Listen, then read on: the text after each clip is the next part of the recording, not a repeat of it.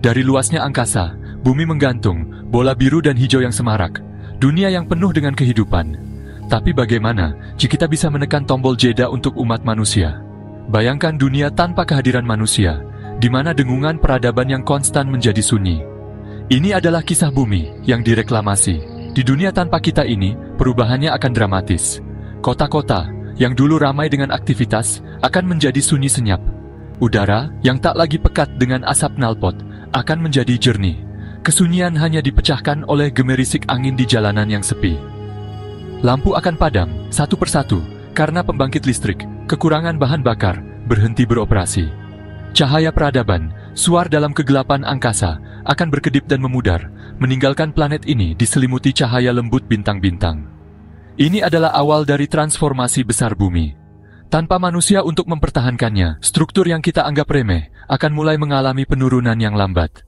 Bangunan yang dulunya merupakan simbol kecerdikan manusia akan runtuh dan lapuk. Jalan dan trotoar akan retak dan pecah, ditumbuhi oleh gulma yang kuat.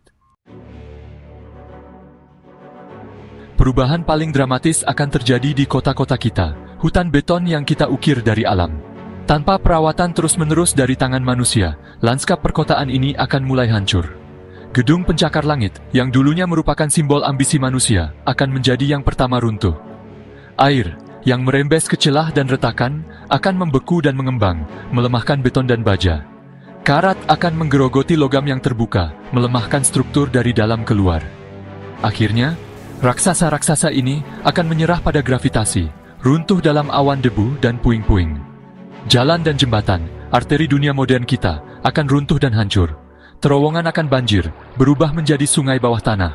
Kereta bawah tanah, yang dulunya ramai dengan penumpang, akan menjadi gua-gua yang sunyi dan tergenang air. Namun di tengah kerusakan ini, kehidupan akan menemukan jalan.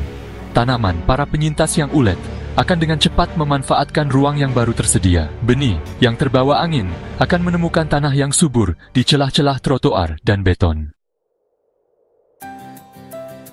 Dengan kecepatan yang mencengangkan, alam akan mulai merebut kembali kekuasaannya atas lanskap perkotaan kita. Tanaman, para pionir dunia alami, akan berakar di tempat-tempat yang paling tak terduga. Dinding akan diselimuti tanaman ivy, permukaannya dilembutkan oleh hamparan hijau. Pohon akan tumbuh dari atap, akarnya menembus struktur yang membusuk. Burung, yang menemukan tempat berlindung di hutan kota yang baru ini, akan memenuhi udara dengan kicauannya. Hutan beton akan berubah menjadi hutan sejati, sebuah bukti ketahanan alam. Hewan juga akan beradaptasi dengan dunia baru tanpa manusia ini. Tikus dan kecoa, para penyintas perkotaan yang klasik, akan berkurang jumlahnya, tanpa sisa-sisa makanan manusia yang mudah didapat. Sebagai gantinya, rusa, raku dan koyot akan pindah, merebut kembali tempat berburu kuno mereka.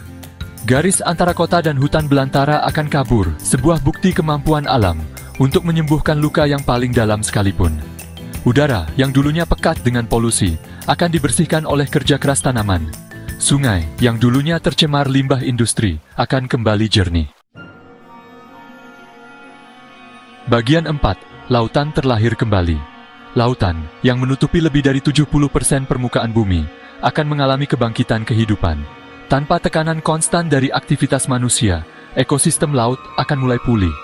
Terumbu karang akan tumbuh subur tanpa polusi. Populasi ikan akan pulih, jumlahnya membengkak.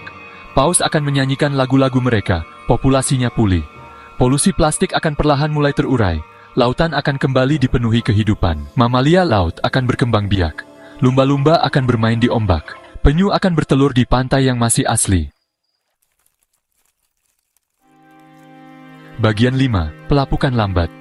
Sementara alam berkembang di dunia baru ini, warisan peradaban manusia akan perlahan memudar. Bangunan, jalan dan jembatan, monumen kecerdikan manusia akan runtuh dan lapuk, direklamasi oleh unsur-unsur alam. Prosesnya akan lambat, tetapi tak henti-hentinya.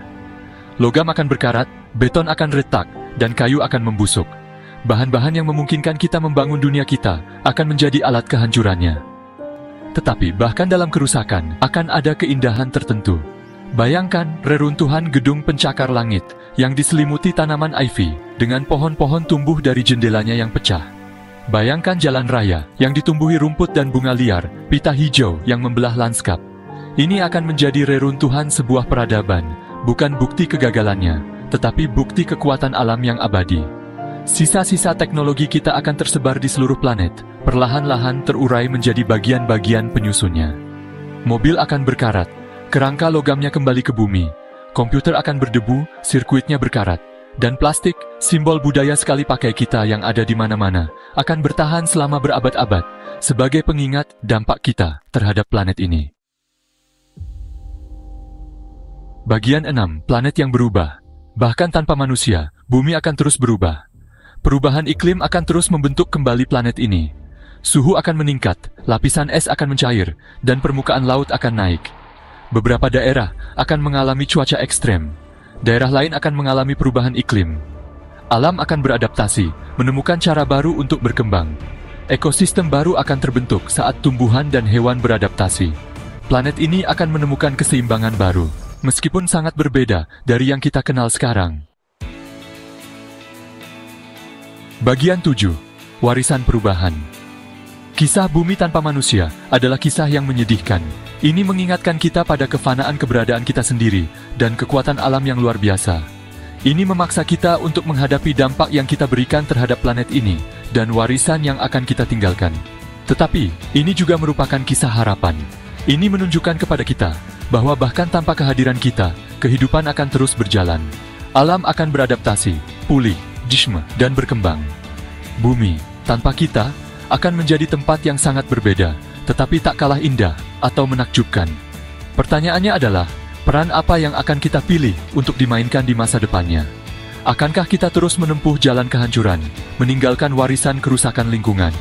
Atau akankah kita memilih untuk menjadi penjaga planet kita yang lebih baik, memastikan bahwa generasi mendatang dapat menikmati keajaiban yang sama seperti yang kita lakukan? Pilihan ada di tangan kita. Kita memiliki kekuatan untuk membentuk masa depan, untuk menciptakan dunia di mana manusia dan alam dapat berkembang. Mari kita memilih dengan bijak.